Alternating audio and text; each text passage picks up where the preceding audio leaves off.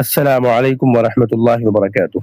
U P کے ضلع سنبھل میں ایک بہت پرانی مسجد کو غیر قانونی بتا کر اور یہ بتا کر کہ یہ سرکاری زمین میں بنائی گئی ہے شہید کر دیا گیا۔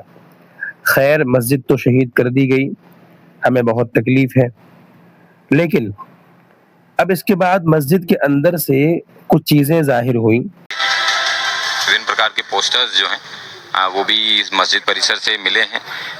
یہ قبرستان کی زمین پہ بنی ہوئی تھی، اس کو توڑنے کا کاریہ پرشاسن کے دوارا کروایا جا رہا ہے۔ پولیس نے سرکشارتھ یہاں پہ سرکشا دی جا رہی ہے۔ اس کے اثر کوئی جھنڈا وغیرہ بھی سر یہاں بنا ہوا ہے؟ ہاں، ایک جھنڈا ہے جس میں اس طریقے کا جھنڈا ہے۔ اس کے کیا معنی ہیں، اس کے بارے میں جو ایکسپرٹس ہیں ان سے پوچھ تاچھ کی جائے گی، اس کے بعد میں پتہ لگے گا۔ جیسے مسجد میں آئی لو محمد کا پوسٹر لگا ہوا ملا، اسی طریقے سے ہرے جھنڈے جس پر چاند تارے بنے ہوئے ہوتے ہیں جو اسلام کی خاص پہچان کو ظاہر کرتے ہیں وہ ملا، اسی طریقے پر قرآن ہے۔ تو یہ میڈیا میں خاص طور پر دکھایا جا رہا ہے کہ مسجد سے آپتک جنک چیزیں نکلی، یعنی ایسی چیزیں جو دوسرے مذہب کے لوگوں کے دلوں کو ٹھیس پہنچانے والی ہیں۔ ارے بھائی، مسجد ہمارے لیے عبادت خانہ ہے، تو ہمارے عبادت خانوں میں ہمارے مذہب کی چیزیں نہیں نکلیں گی تو کیا تمہارے مذہب کی چیزیں نکلیں گی؟ قرآن رکھا ہوا نہیں ملے گا تو کیا رامائن رکھی ہوئی ملے گی؟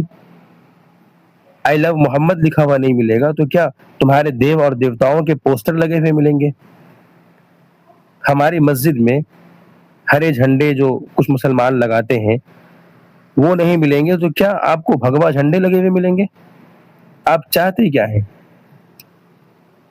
اور کیا صرف ہندوستان میں یہی سب چیزیں ہیں، یہی مسائل ہیں بحث کرنے کے لیے؟